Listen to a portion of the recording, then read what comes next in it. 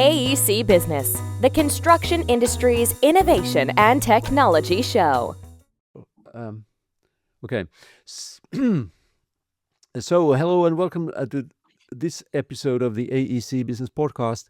My name is Arni Heiskanen. I'm joined by Victor Mujiri from Built Vision, an AI-powered platform for construction procurement, estimation, and document management. And I hope we can discuss AI in the service of the construction supply chain and use Built Vision as a case study, so to speak, and also a little bit about the industry's transformation. Victor, thanks for joining us. Thanks to be here. Yeah, thanks, Arnie. Appreciate it. Well, oftentimes, naturally, I want to learn a little bit about the guest's background, but maybe you can start by briefly sharing your company's background and explaining why you decided to join Built Vision. Yeah, so the company's background, our founder, CEO, one of the two co-founders actually used to work at Building Connected. Actually, both of them used to work at Building Connected, and they were both there when Building Connected was bought by Autodesk. And so for folks that aren't familiar, Building Connected is a really great platform for sending bid management, scope management for general contractors that want to send bids out for projects to the subcontractors and specialty trades and vice versa. So they did that. And then once the company sold to Autodesk, they ran their respective orgs. Mike, the CEO, ran the sales team for named enterprise accounts. And then Christoph's, or we call him CP internally, he was on the engineering team and led that team. And so they did that for a few years. After that acquisition, Mike had always wanted to do more with the bid management. And so the next process with bid management is going to be procurement. And so he's always wanted to do that and had a burning passion to do that. So he left Autodesk and ended up starting the company with a couple of folks that he worked with from back in their time in Building Connected. So that's how the company was founded. And really the passion came from it was, it was a burning passion of seeing this is an unmet need in the market. I think as we think about what procurement really offers broadly, the solution we offer to the industry is rethinking from first principles what procurement should be, not just what it is today, and how do we make it better. And we think about the relationships, we think about the flow of funds and all that fun stuff. And so to answer your second question, why did I join? I think speaking to that, one of the things that I think is really unique about this industry is a lot of software exists for project management and document management and, how do we process submittals and RFIs and this and that. But if you rethink the entire process end to end of where does value exist, where does value accrue, where does the risk, I think a lot of that is borne by what equipment is going to be built on a project. And for reference, on a general hospital building or a data center or anything like that, about 40% of it is going to be MEP costs, mechanical, electrical, plumbing. So there's a major piece of what the equipment is, and yet it carries significantly more risk because if you misorder a piece of equipment, lead times are 20 weeks to over a year long. A lot of engineering risk. And so this is a very risky piece of decision making. So we think that there's a better way to do that de-risks it for all players. That's general contractors, specialty contractors, engineers, manufacturers. And then finally, there's a different way to finance some of these. A lot of specialty trades end up being banks effectively for general contractors. And so our position is we should rethink that relationship. Some of those folks should not have to take on that risk. I don't think that they should. And so how do we rethink everything from that perspective with procurement and then try to solve these problems for those people? Okay. And as I said in the introduction, you use AI to do all this. Can you explain a little bit the process, how it goes? What I understood from the material I saw on your website is that you can take in various design documents, schedules, specifications, and so on, and use AI to interpret them against a specific ontology, and then out comes some structured information. But maybe that's in a nutshell what I saw. But maybe you can explain a little bit further what that entails. More or less, that's pretty accurate. And I would encourage folks to go to our blog website. We have a primer that kind of shows what happens, why you can't just use ChatGPT or Claude to do this. But yeah, what we do is we take, in construction, there's a lot of context, a lot of details that exist within construction drawings, specifications, a lot of other design documents that exist, load calculations, et cetera, et cetera. A human today has to manually read all that, collect the context in their head, understand how each of those relationships are mapped individually. This takes years of experience to actually learn that. And so what we want to do is use AI to do that. AI is faster than a human in some ways. So if you upload a tremendous amount of documents, AI can parse through it faster than you and I could.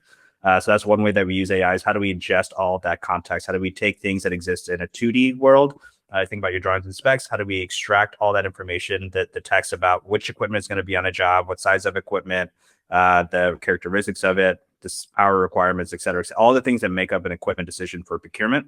Then how do we take that? We match it against the catalog for a given manufacturer. So we could tell you, hey, this piece of equipment matches to this manufacturer, and it's going to cost roughly a rough order of magnitude around this range. That allows that. And then what we do over time is we build up what we call the ontology, as you alluded to. And what that is we start to map each of these discrete objects, each of the characteristics. We connect all the relationships between them, their interested parties. So a general contractor cares about certain things versus an engineer who cares about certain things. And yet they all need to operate from the same piece of information. And so what we try to do is connect it in all different ways from all the different sources, and then present it back to each of those individuals in a way that makes sense for their own individual context.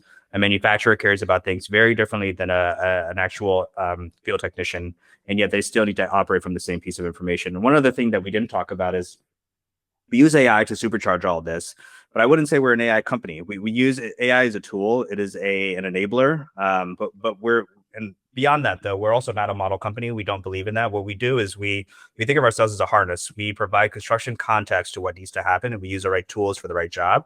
And you'll see that in some of our posts. We're very pro AI. We believe in AI. We think it's kind of the future, but in the way that we're not necessarily outsourcing our thinking to AI either.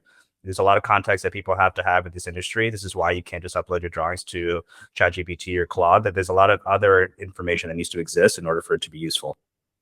Yeah, so what you're basically saying is that even though it looks like you can use any kind of AI, large language models to analyze documents and get pretty convincing results sometimes, but you cannot really rely on them professionally because you, the user, you actually bear the risk eventually, and you're responsible for the results. So what you're doing is you have used a lot of industry specific information to train your AI, I suppose. Yeah, not only that, but we have, mechanical and electrical engineers on staff. So we talk about the context of each of these domains. And so when we think about building the solutions for this industry, you need that context, you need that experience, you need that expertise. And so that's why we have a lot of those folks on staff, is for that context. And so when someone comes up to us and say, hey, I would love to use your solution, this is what ChatGPT doesn't have that context. How do I know that what you're actually showing me? How do I know from the schedule that you show me from equipment drawing is actually real? It's not just equipment that Claude is hallucinating or something like that. So that's why we have. So yes, I would answer your question saying yes, and we have those folks on staff for that particular reason. So are these professionals taking part in the process, every process, or are they just for the product development? No, I would say it's certainly for product development. That these are people that have done this for a living before they came here, and so they have learnings and insights that they could share there. But even in the process, so there's different models within Built Vision of how you use the software. Number one, the software system is free for anyone to use. So if anyone wants to go make an account, you can go do that at Build Vision. You can start uploading your construction drawings. We'll take down that data, we'll ingest it, and we'll show you all the equipment packages. We'll show you the manufacturer, the base of design, the listed alternates, all the fun stuff that you need to do to make your life a little bit easier. The next step, if you want to engage with us, is we leverage the expertise that we have. And if you want us to help you with the submittal process, with RFIs, this really works well in a project. For example, if you have a design build job, owner knows roughly what they want to build, but they're not really sure, and you go through that process. Well, we have the expertise on hand to be able to share as well. If this is the constraint that you have, you should think about this type of equipment because of the spacing or maybe power requirements or efficiency, whatever those constraints are. And so we help in that manner, and then all the way through the purchase order. So if you want to actually purchase the equipment through Build Vision, we offer that as a service to folks as well. And based off of the expertise that we provided throughout the entire process, we have a high degree of confidence in our engineering capacity that we could actually make the correct purchases for you. So we offer those 3 tiers of services. So the software is free. If you need engineering expertise, think of us as adding capacity to your team. If you only have 5 people, but you need the expertise of 10, we could support you. And then if you want to buy the equipment, we offer that as well. Okay, very good. So who are your customers currently, and what kind of benefits do they get from using your platform? They get a lot of benefits, but we have a couple of different customers. We sell to 2 different sides of the market. We sell to the purchasers, we call them, and we sell to the sellers. So think of us as a multi-sided marketplace that really benefits the entire ecosystem. So on one side of the purchasers, these are the specialty trades, these are the subcontractors, these are the general contractors, anyone who is actually writing a purchase order for a piece of equipment. That's one segment of the market. We go through how we segment that further if you would like. And then the other side, we have the manufacturers. These are the folks that are actually making the things and selling the things. So making the things are companies like Trane, like Daikin, like some of the other manufacturers, big OEMs, we call them. And so the reason we sell to them is they need to have better context as to what products are actually being spec'd on projects in order for them to go make large capital decisions. So if a large manufacturer, for example, wants to increase production capabilities in their plant, that investment decision will cost tens of millions of dollars to hundreds of millions of dollars. In order for that to be worth it, they need to know what their product lines are actually going up against in order to generate the conviction that they need to go make that decision. So for us, because we have the capacity, because we have the drawings, the data flowing through the platform, you mentioned the ontology earlier, this is how we're able to give them that conviction. Because we were able to see all this, we could see, hey, this product line is being spec'd 80% of the time, and yet it's only being purchased 20% of the time. Why is that? Maybe you need to retool some of these components. You need to rethink that. So when we sell to the large manufacturers, what we're giving them is confidence through a really differentiated data that they don't have otherwise, because we're sitting upstream in a way that makes them easier. It makes the decision process easier for them to make some of those large capital expenditures. So for them, that it's a worthwhile investment. If you're going to go make a $100 million decision, it makes sense to pay a few $1 million for television. Okay, so a blunt question: how do you make money? Well, like I mentioned, we sell to both. So we partner with some of these large firms, the large manufacturers. We also partner with large rep firms. So a lot of people don't know this, but in the industry, you don't necessarily always buy directly from the manufacturer. The manufacturer works with they call representative firms. They represent multiple. So we work with those folks, the sellers. We sell them software. There's a lot of stuff that we could do. If you wanted to go buy a piece of equipment, it's quite hard, quite frankly. It's not like you go to Amazon and you select the thing. You have to understand a lot of context. And so it's called selection software, or CPQ, configure, price, quote. So we sell that software to large manufacturers. And then similarly to the buyers and contractors on the other side, again, the software is free. Anyone could use it. So that isn't the paid. The paid piece for them is really going to be once they need engineering expertise. I'll give you a quick example.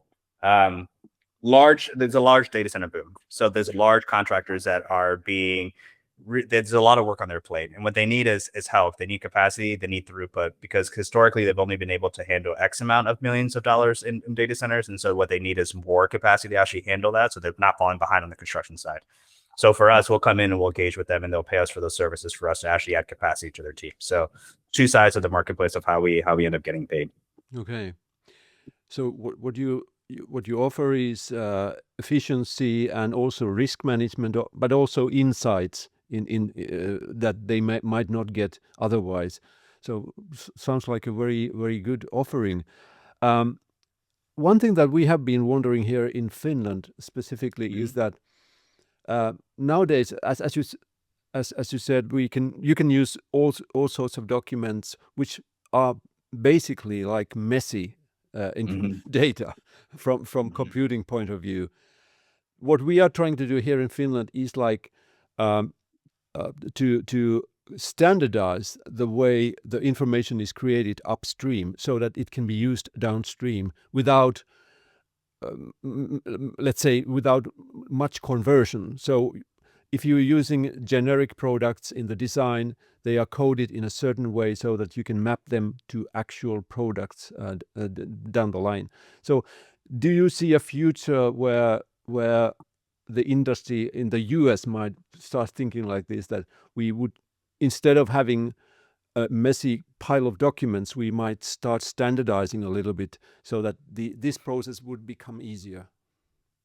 Yeah, I don't think that'll happen. I wish it would. I think the US is too large, too different. I mean, the way you would build a building and design a building in Florida is just so different than the way you would do it in California, and from California to New York to Texas. And so you have all these it's too big. Two, geographically, it's so different.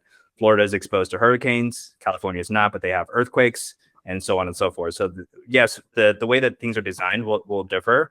I think the other challenge domestically, at least within the United States, is that in a perfect world, it makes sense to just standardize upstream. However, even today, what you'll find is, because there's so many different ways of engineering something, because there's so many different constraints. Again, we could talk about safety, we could talk about efficiency, we could talk about cost, we could talk about lead time. A lot of those design requirements have really, really large implications of how you present the information onto a drawing. And then the other thing too is the design standardization works really well for a lot of new builds. So let's say, 2030, every new project that gets designed has to happen this way. But we still have a lot of buildings that will have been built before. So you want to do a renovation, you want to do an extension, you would still have to consider the previous design world. Now that's a messy middle. You could solve through that over time. But I just don't see a world where that would happen in the US. And one argument I would point to that is for a while, the US tried to standardize around payments. And what you saw was AIA documents. This is the Architects Institute of America. So there's a bunch of different forms. 702 is one. And so what they try to do is like everyone that's going to build should build according to the same schedule of work, same schedule of values. However, no two firms decide what the same schedule of work is. No one decides what work is. And what I mean by that is one contractor will determine, hey, everything that I've constructed and built, that is work. Another one will say everything I've done and ordered is also work.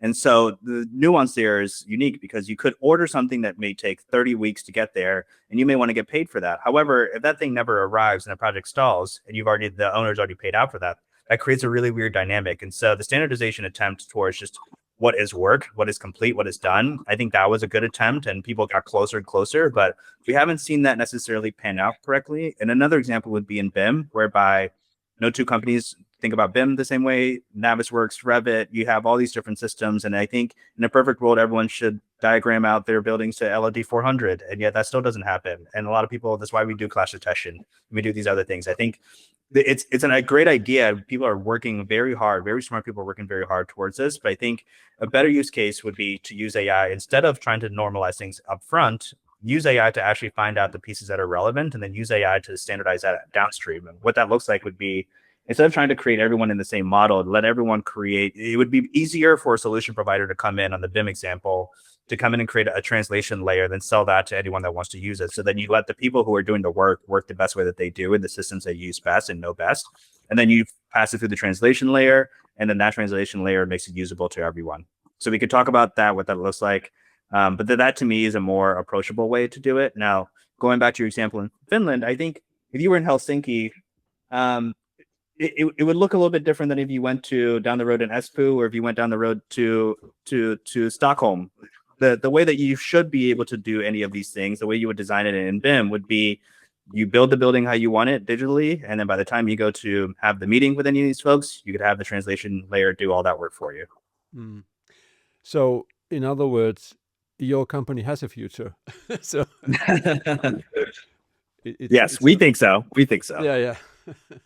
So yeah, I think you're correct that it's a nice vision, but maybe here in Finland we can show that it works. I wish we will, but who knows? Yeah. Yeah. So by the way, I was just reading about VC funding recently, about how in fact VC funding is not a great business at all. So that only 5% of companies generate 95% of the total returns of the industry. So how do you see as a startup VC funding and because if the funds are really big, they also require a lot of return. They because it seems to be such a risky business. So yeah, how do you see that? Yeah, it's an interesting dynamic, especially these days. And I think in construction, it's actually more nuanced in other industries. Number one, in construction, we all say construction as if it's a monolith, but it's very, very different. And so what ends up happening is the people that come from industry that go and start companies, they know the problem set really, really well, and they can solve their problem really, really well. However, it's not always clear that the problem set they're solving actually applies to every other contractor in their city, in their country, whatever it may be. And so you have a disconnect. Now, going back to the VCs need really large outcomes to actually generate the returns that they're looking for. So then if you're a solution provider, you need to go solve a problem that then does apply to everyone in a way that makes sense, that you could sell it to multiple entities, multiple corporations. And so that kind of makes it a little bit easier to sell. But then that also lowers, in my opinion, what you're able to sell, because it has to be the lowest common denominator in order to apply to everyone. So that works well. And you see this in a company like Procore. Procore is a great project management, document management tool. Every single company thinks about project management because you have to actually run the project. There are other companies that think about pre-construction differently. And so what works well for one estimating company may not necessarily work well for others because they do different types of work. So I think that's one dynamic. The other dynamic is the actual funding mechanism. Now, for a lot of folks, if you just create a business, no VC funding, your ability to generate a life-altering amount of money in a return is significantly, it's easier for you to do that than it would be if you took VC funding. However, the actual magnitude of the outcome would be significantly larger if you're successful with VC funding. And you mentioned a stat about 5%. I think that's really interesting because we have a lot of great companies out there. We have a lot of great M&A. 2026 has been off to a tear for the construction tech space, right? We saw Document Crunch, we saw Rumbix, we saw DataGrid, we see all these other companies getting bought out. And so those are all VC-backed companies. They can still generate really meaningful returns, not only for the investors, but also for the founders, the employees. But it's not the same as going to an IPO, like a Procore, like an equipment share. And so I think if I were a founder or advising a founder, what I would think about is what kind of outcome do I actually want? Am I doing this to create a great outcome for myself and my team? Am I doing this to change the industry? And I think that'll affect what kind of path you go down. Do you take a lot of VC funding? Do you take a little?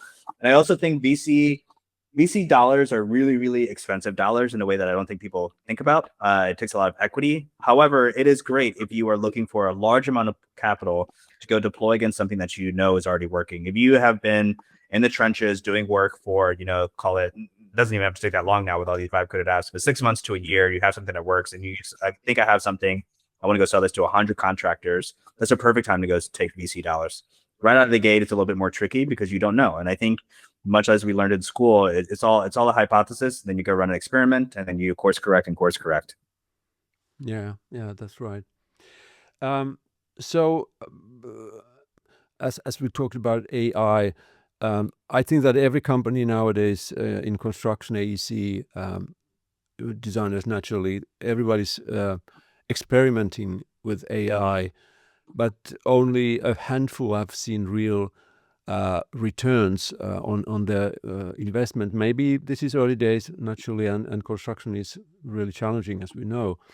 But how do you see the use of AI as a technology in the construction sector in the near future? Yeah, I would agree. It is early. To me, in baseball terms, I would put this as probably my expectation, probably bottom of the first inning, top of the second. Like this is very, very early in the beginning of the game. I think that it's clear that people see the potential, but it's not really clear how it actually gets applied. And that's kind of the disconnect. And so I think in a lot of ways, what I've seen is people get busier and busier. They're taking on more and more work, and they're actually able to do a little bit more. And what I mean by that is like now I could go and estimate, I can go take off 100 drawings or 100 projects instead of previously what I've only been limited to 10. But that doesn't necessarily mean I've become a more profitable company, or that means I could actually go handle 100 projects in the field, because I still need the staff to actually go execute on that. So I think you see a lot more activity, but you don't necessarily see the productivity gains. And I think part of that is people see the potential, they're trying to figure it out. But this is true of any innovation that first comes about. Imagine the internet when that first happened. Two people on the internet is not that exciting. It's when everyone gets on the internet that becomes exciting, because then you get to see the creativity of what people are capable of. You get to see all these interconnected devices across the world. Information is flowing freely. And I see a similar outcome to AI. Any one individual vibe coding an app is interesting on an individual basis, but what you want to see is enterprises becoming more profitable, handling more work, more scope. I think that'll just take a little bit of time. So I think it's early. I think people are very curious. I think what you'll see is kind of a separation between firms. The firms that take AI and really run with it, I think you'll see one of two paths. One will either become the mega firms because they see the potential to really do that and grow and scale, and think that that's the game that they want to play. You also see a bifurcation where other folks will become more niche builders. And I don't mean that in a negative way. I think what they'll do is that they know what they do really well, and they'll use AI to leverage that. Meaning the types of if I'm a really good healthcare builder, I will become the best healthcare builder, and I'll take on the most profitable pieces of work, and I'll do it faster than anyone else with higher profit margins. I'm going to go really narrow on that. So I think the AI will allow you to do things like that. That's a little bit different. Historically, you would have to do a lot of data analysis, a lot of machine learning to try to figure out what types of products are the most profitable, which people are the best leaders for these types of jobs. I think AI will shortcut that, but you still have to do the work to do the necessary content, to find the necessary context to go do that. So I think, to answer your question, I think AI will be, everyone sees a potential.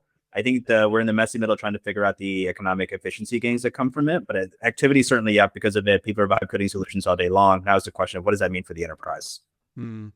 Yeah, one question that was discussed a lot during a recent AI in AC conference was the business models, and how AI might enable some new types of business models. Do you see that maybe happening in the future, that somebody comes up with a a new idea of how to build, for example, data centers or hospitals, as you said, with the help of AI as a leading technology? I do see that happening. I think that there's actually going to be a lot of economic pressure in a lot of companies to figure out their business model. Historically, a lot of people have been playing the same game, but that dynamic and that paradigm is shifting very, very rapidly. There's a couple of different ways you could think about this. Number one is Turner Construction. So they just announced Turner Construction is the largest general contractor in the US. They just announced their 2025 earnings and they generated $29.2 billion in 2025, which is an obscene amount of money. For reference, in 2024, they did about 20.2 billion. It's a $9 billion increase in 1 year. So where does that gain come from? Now, what they're thinking about is think about all the things that a general contractor does on behalf of their client. And historically, contractors have only focused on the CM fee, construction management fee. And so, but what about the logistics? So then Turner has a procurement arm, or sorry, a site logistics arm. Then they think about procurement. They have a company that does that in prefab. So that's adding pressure, I think, because Turner's not taking all the work. They're going up against competitors and they're winning this work because of these services. So I think to that dynamic, their competitors see that pressure and they're also trying to figure out how do they compete against that. So that's one potential dynamic to think about AI. Is like, which of those avenues, is kind of back to the previous point, which of those avenues do I want to compete in? What kind of player do I want to be? What kind of builder do I want to be? What kind of company do I want to be? But then specifically to the AI, I think there's two different ways that I've seen on the smaller side, relatively smaller. It's like general contractors tend to trade at, like, call it book value or 1 to 2x revenue, like fairly small, fairly tight valuation multiples. Smaller tech-enabled services tend to trade a little bit higher multiples. And so you call it 4 to 6. So there's a bit of an arbitrage there. So then you're in a race against time. It's like, if I am a large corporate, is it better for me to go and layer in AI into my organization to then gain the efficiencies? And then in theory, if I have the efficiency gains using technology, I would get a higher multiple valuation of my company, or the opposite. Should I be a tech-enabled service or a business and then go buy some of these legacy or incumbents? And then that way I could arbitrage that. And you'll see this play out. AECOM bought Consigli, this, which is pretty big news at the end of 2025. That is exactly what they're doing. That's what the trade that they're making. KP Reddy is doing this exact thing. He announced a pretty large raise from General Catalyst, where he's going to go buy a bunch of these firms. And so you're starting to see these things happen in the market, whereby there is an arbitrage opportunity based off of time because of the valuation multiple. So I think, going back to your point, I think AI is going to unlock some of these things. If you're willing to be a little bit crazy, a little bit wild, a little bit bold, there's a lot of money to be made, a lot of value to be captured.